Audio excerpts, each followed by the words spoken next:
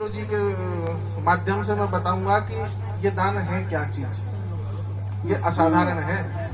आजकल बच्चे क्या करते हैं आचार्य जी, शेयर मार्केट में शेयर खरीदते हैं, फिर क्या होता है कि वो शेयर बढ़ता है। जब वो शेयर बढ़ता है तो उससे कुछ प्रॉफिट आता है, उसकी कीमत बढ़ती जाती है।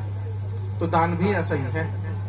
ये भवन का निर्माण होगा, इस भवन के निर्माण में, इस भूमि के क्रय में जिन दानदाताओं ने अपना धन दिया, वो समझे कि वो शेयर यहाँ से खरीद लिया उन्होंने।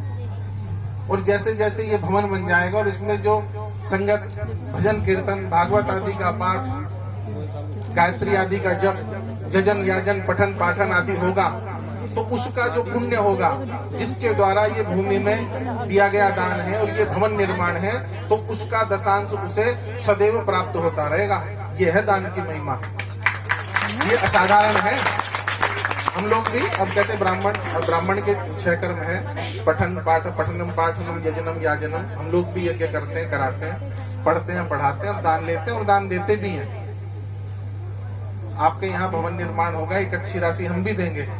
ऐसा नहीं है कि आचार्य के रूप में यहाँ विराजमान है तो तुरंत यहाँ से लेना ही है, नहीं, देना भी है। तो ये क्योंकि आगे अपने कुल को हमें भी तारना है, और ऐसी जगह शेयर तो मैं भी खरीदूंगा जो मेरी पीढ़ियां जो होंगी वो यहाँ से उस पुण्य को अर्जित करती रहे। तो ये लाभ है धन का। अब जो तन से दान कर पाए वो तन से करे, जो मन से कर पाए मन से करे, और जो धन से कर पाए धन से करे। आपने सुने होंगे दानदाता काफी हुए हैं कर्ण आदि के लिए, कि 4 भार जो था वो नित्य स्वर्ण का दान करते थे। और एक दानदाता दधीची भी हुए। महाराज जी, एक निवेदन आया बीच में, आप जारी रखेंगे? देखिए, बहुत खुशी की बात है, जैसे ही महाराज जी ने कहा वैसे ही भाव प्रबल हुए। और आप में से कौन नहीं जानता स्वर्गीय श्री सेवाराम दीक्षित जी को। इस प्रांगण में जैसा मुझे पता लगा है 25 पिलर लगेंगे जो भवन बनेगा।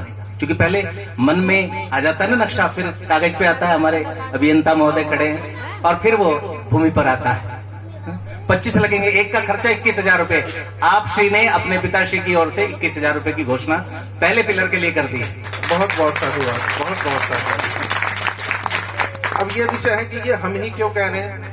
आपने कभी सुना होगा ना गांव में कि हमारे पुरोहित हैं, ब्राह्मण को पुरोहित बोलते हैं। प्रयाग पुरोहित क्यों बोलते हैं ब्राह्मण को? पूर्व हित, अपने से पहले अपने यजमान का हित जो चाहे वो है पुरोहित। क्या होता था, यजमान को मिले, ब्राह्मण को यजमान मिले, अरे एकादशी आने वाली है, वहां दान कर देना, एकादशी का उद्यापन करा लेना, प्रदोष का व्रत कर लेना। तो वो ब्राह्मण जो अपने हित से पहले यजमान का हित समझे वो है पुरोहित। और ये अपने से पूर्व आपके हित की ही बात है। और ये कोशिश करें कि दान संतान के द्वारा कराएं। दक्षिण भारत में हम छोटे छोटे बच्चों का देखते हैं ना, वेद पाठ, बड़े बड़े सुंदर श्लोक, इतने सुंदर श्लोक वो बोलते हैं, हम मंत्रमुग्ध हो जाते हैं। अरे वाह, हमारे बच्चे क्यों नहीं कर सकते? क्योंकि हम पहले उन्हें baa baa black sheep, twinkle twinkle little star, बच्चा 1.5 साल का हुआ, हम यहाँ लगा देंगे। अरे उन्हें सिखाओ, तुमेव माता च पिता तुमेव बंधु च सखा तुमेव। इस प्रकार धर्म क्षेत्रे कुरुक्षेत्रे समवेदायुत्सव, इस प्रकार के श्लोक उन्हें सिखाएं, वो भी पढ़ सकते हैं।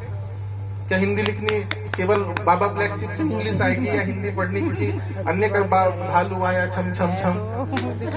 कोई माता लोरी सिखाए उसे, कोई श्लोक सिखाए, तो बच्चा तो तभी तो उसके अंदर वो बीज अंकुरित होंगे। बच्चे क्या, बच्चे कॉन्वेंट के हो गए, यजन याजन में आते ही नहीं, न वो आना चाहते। फिर बाद में क्या होता है ना, हमारे पास फिर जन्म पत्रियां आती हैं, जी प्लेसमेंट नहीं हो रहा। कारण क्या है? क्योंकि वो करा ही नहीं शुरू से, वो एफडी करी नहीं। वो एफडी करी होती, उसके पुण्य के प्रभाव से कुछ ना कुछ मिलता रहता। और जो राहु केतु का जो दान बाद में करते हैं, उस दान की आवश्यकता ही ना पड़ती, क्योंकि जो फिक्स हमने डिपॉजिट जो कर दिया ना, उससे वो चल रहा है। क्योंकि ऊपर वाले का मैनेजमेंट बहुत बड़ा है, बहुत बड़ा मैनेजमेंट है। उसकी एमबीए इतनी बड़ी है कि हम लोग नहीं सोच सकते ना, हमसे घर नहीं चलता, उसने पूरी सृष्टि चला रखी है। तो दान की महिमा बहुत बड़ी है, असाधारण। एक छोटा सा वृत्तांत सुनाऊं।